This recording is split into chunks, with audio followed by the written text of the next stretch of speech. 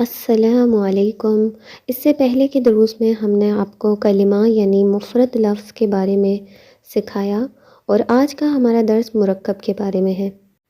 ایک مفرد لفظ دوسرے مفرد لفظ کے ساتھ جب ملتا ہے تو اس سے بنتا ہے مرکب، یعنی دو الفاظ کا مجموعہ یا اس سے زیادہ الفاظ کا جو مجموعہ ہوتا ہے اس کو مرکب کہا جاتا ہے۔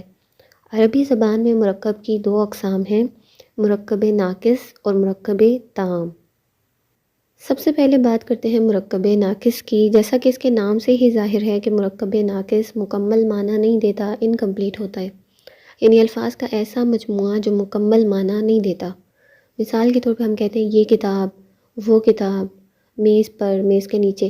اس طرح کے جو مرکبات ہوتے ہیں یہ مکمل معنی تو نہیں دیتے، جیسے کہ نیک عورت، نیک مرد، تو ایسے مرکبات کو مرکب ناقص کہا جاتا ہے۔ جبکہ کچھ الفاظ کا ایسا مجموعہ کہ جو مکمل معنی دے اسے مرکب تام کہا جاتا ہے۔ مرکب تام کو جملہ بھی کہہ سکتے ہیں، اور عربی زبان میں دو طرح کے جملے ہوتے ہیں، دو طرح کے، جملہ اسمیہ اور جملہ فعلیہ۔ جملہ اسمیہ کی شروعات اسم سے ہوتی ہے اور جملہ فعلیہ کی جو شروعات ہے وہ فعل سے ہوتی ہے۔ اور مرکب ناقص میں ہر وہ مرکب آ جائے گا کہ جو مکمل معنی نہیں دیتا۔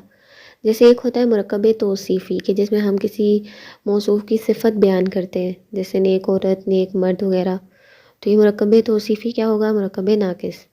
اسی طرح مرکب اشاری ہوتا ہے کہ جس میں ہم چیزوں کی طرف اشارہ کرنا سیکھتے ہیں، قریب کی چیزوں کی طرف، دور کی چیزوں کی طرف۔ مرکب اضافی ہوتا ہے کہ جس میں ہم جیسے کہتے ہیں میری کتاب، تمہاری کتاب، زید کی کتاب۔